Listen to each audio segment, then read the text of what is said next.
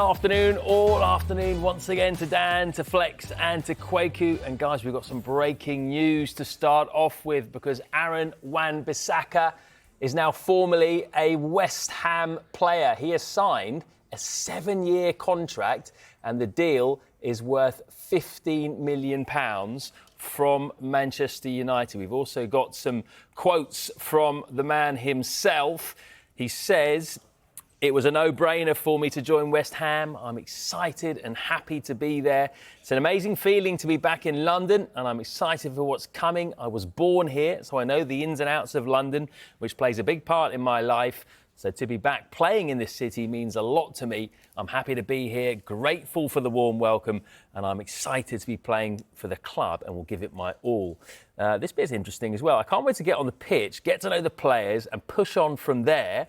I see a team that is in it together, that will push each other to win, and a group that has got each other's backs through thick and thin. So being part of that and having that insurance helps a lot when you are surrounded by a good squad. Let's start, Kwaku, with the West Ham point of view. It's another defensive signing after the likes of Kilman, Jean-Claire Todibo. They could have a completely new, almost, backline for the start of the season. Incredible business from West Ham, and credit goes to their technical director, Tim Stuyton, who's been the architect behind these moves. He flew with Todibo to make sure that deal got over the line. And with Wan-Bissaka, we've been talking about it for the last couple of weeks. It looked like it was going to happen, and it's great for West Ham to finally get that over the line before the new season, because that was a position they needed to strengthen in.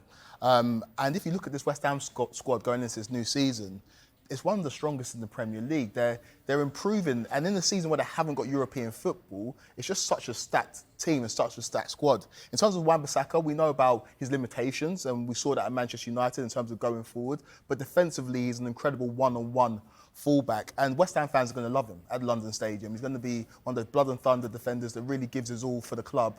He talks about it in a statement that he was born in London. He knows London very well. Obviously, came through Crystal Palace. And it's great for him to go to a place where he can go and re-establish himself. And he's not yet declared for Congo in terms of national football. He hasn't played for England yet. So maybe this is a position for him to go and really stake a claim to start in a very competitive spot for England at right back.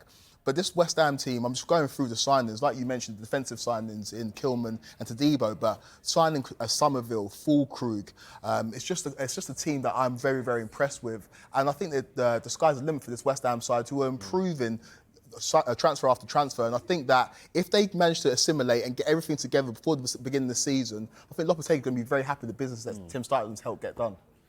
And as Kwaku mentions there, it's a good point. You know, Wan-Bissaka's strengths very much defensively.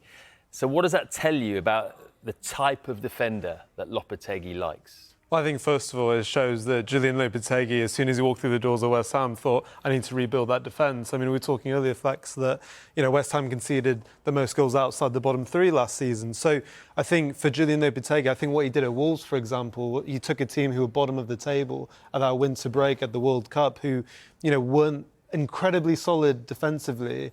And I think it's really interesting what Wan-Bissaka says there about having a team. He's walking into a team that he feels is together, and the atmosphere has really stood out to him. I think that's what he created at Wolves. When I spoke to all the players there, they spoke about the environment, the mentality, Lopetegui, kind of the aura, that was what he gave off, really. So I think Wan-Bissaka, I'm really excited for him. This is very much the second chapter of his career. He's still mid-20s. He's back in London. I think maybe at the end of the season, maybe we look back on this move as one of the deals of the window.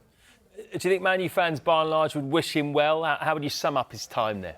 Absolutely. You can never speak for an entire fan base, but I do believe that near enough every Manchester United fan will be wishing Aaron Wan-Bissaka well. He's been a fantastic servant for the football club. Yes, he came in for a huge price tag from Crystal Palace, maybe a little bit too high, but he's give his all for the club. He's ultimate professional. He locks in. He doesn't complain.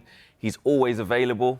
He had a couple of injuries last season towards the end, but by and large, he's always available and does the job the manager asks him to do, doesn't try to overplay or do something he's not comfortable with. He does what he's asked to do and turns up every week and puts it in. And having interviewed him a couple of times and been around him, he is a top professional and a really good character. So, like Kwaku said, West Ham fans are absolutely going to love him. You're going to see him at the London Stadium with last-minute, last-ditch tackles. his spider legs are going to extend and take the ball off of Salah when they're playing Liverpool or whatever it may be. But West Ham fans will be really excited by him. I think it's a really good move for him. Yeah, really exciting time to be a West Ham fan in general, I think. So the big news today for West Ham fans, Aaron Wan-Bissaka is a West Ham player. He has moved from Manchester United for £15 million.